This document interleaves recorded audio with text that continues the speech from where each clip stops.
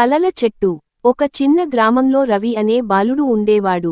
అతనికి చదువులో అంత ఆసక్తి లేకపోయినా ప్రకృతిని ఎంతో ఇష్టపడేవాడు. ప్రతిరోజు పొలాల దగ్గర తిరుగుతూ పక్షులు, పూలు, చెట్లను గమనించేవాడు.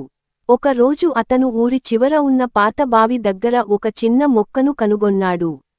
ఆ మొక్క చుట్టూ ఎవరు చూసుకోకపోయినా అది బతికే ఉంది. రవికి దానిపై దయ వేసింది. అతను ప్రతిరోజు నీరు పోసి కాపాడుతూ పెంచసాగాడు. కొన్ని నెలల తర్వాత ఆ మొక్క పెద్ద చెట్టుగా మారింది.